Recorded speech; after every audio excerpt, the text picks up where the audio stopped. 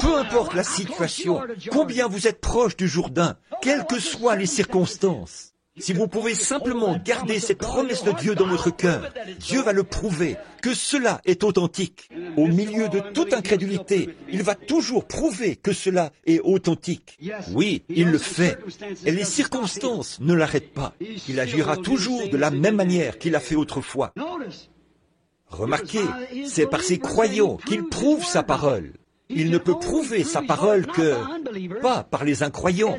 C'est seulement par les croyants qu'il peut prouver sa parole. Peu importe combien les autres ont prétendu l'être. Oh, je crois, frère. Voyez, si vous croyez, Dieu va le prouver. Parce que nous regardons et nous voyons les autres. Comment pouvons-nous le savoir alors? Voyez, c'est par les vrais croyants qu'il prouve sa parole. Pas par ceux qui disent croire, mais ceux qui croient vraiment. C'est par ces enfants qui croient qu'il prouve sa parole. Maintenant, il avait les croyants. La vieille récolte était morte.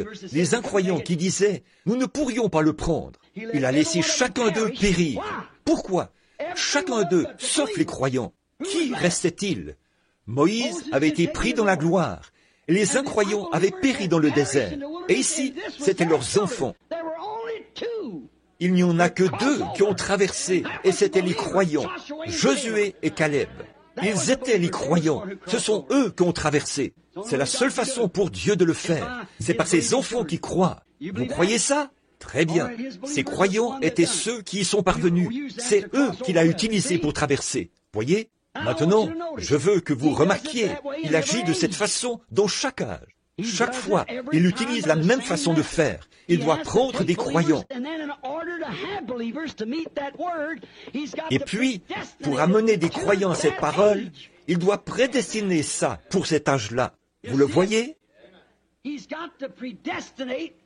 doit prédestiner cette chose à être là pour relever le défi de l'âge.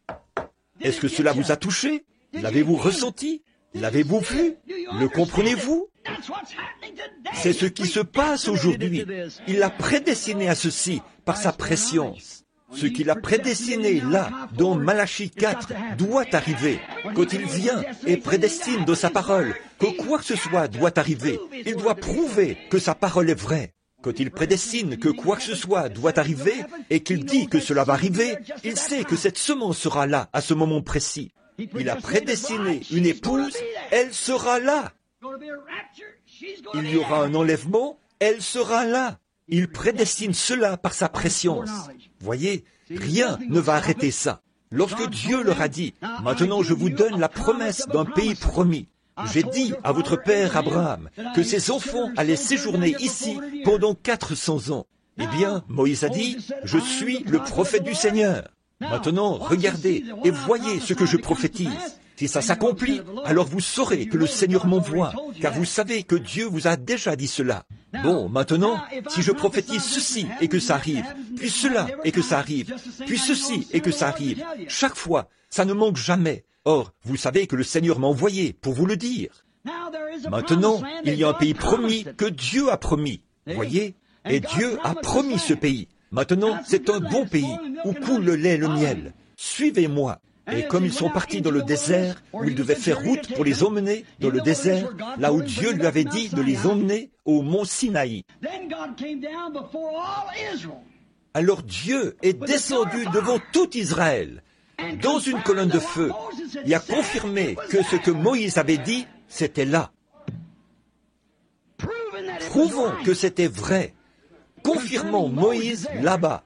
Moïse a dit que j'étais sur cette montagne. Je lui suis apparu sous la forme d'un buisson ardent. Et maintenant, j'ai embrasé toute la montagne.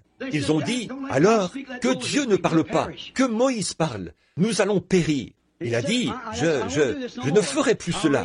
Je leur susciterai un prophète. Il leur parlera en mon nom. C'est ce qu'il fait. C'est exactement comme ça qu'il accomplit sa parole.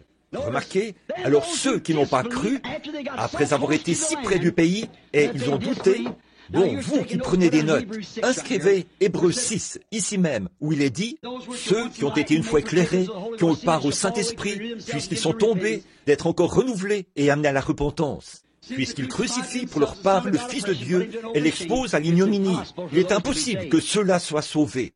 Voyez, tout aussi impossible pour eux d'entrer dans ce pays promis. Les gens viennent jusqu'au baptême du Saint-Esprit. Ils vont venir jusqu'à la parole.